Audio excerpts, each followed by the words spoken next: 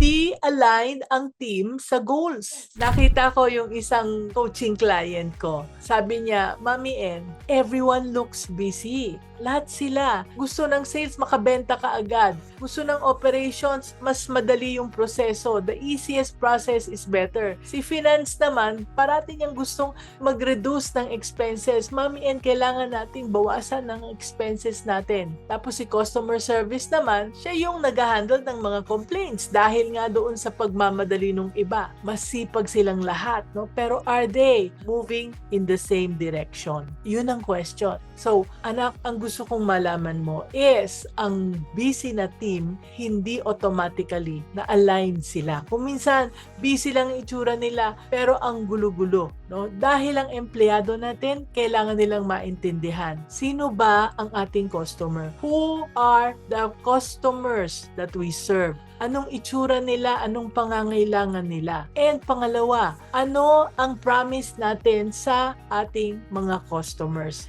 Is it cheapest price? Is it the best quality? Ano ba ang importante para sa customers na ito na sinaserve natin? And next, ano ang kailangan? Ano ang importante na gawin ko ngayon? And yung role ko, how does my role support the goal of the company? So, vision and values, mission, importante yan. I always emphasize it. And it cannot remain on the wall. Hindi pwedeng i-google lang or gumamit lang ng AI tapos mukhang maganda, tapos ididikit natin, ipapaskill natin sa wall. Hindi yan ang role ng vision and values. Hindi yan pang-impress. They should be the guide of our daily decisions. So, kapag ayos na ayos ang ating goals, malinaw na malinaw, tapos alam na alam ng ating mga employees, well, they can make better decisions. Tapos yung smoother cooperations nila mangyayari dahil alam nila kung pare-pareho ang kanilang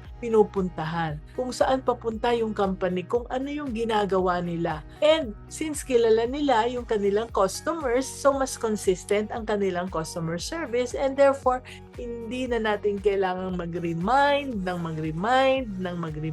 Kapag sinasabi mo sa akin na, Mami N, bakit kailangan ko mag-remind? Ang problema natin is that they are not clear and they are not aligned sa ating goals. Kaya, anak, kapag pare-pareho ang direksyon, hindi mo na kailangang itulak ang bawat tao ng paisa-isa. Still doing everything yourself because you just can't trust anybody else to get it right? Anak, ang problema hindi yung team mo. It's that no one ever showed you how to grow them. Grow Your People Pinoy is a book that gives you a simple step-by-step framework for hiring, training, and leading a team that actually works without the burnout, the drama, or the endless, sige na, ako na lang. Because your business will only grow as much as your people do. Kaya get your copy now, anak. The link is in the comment section.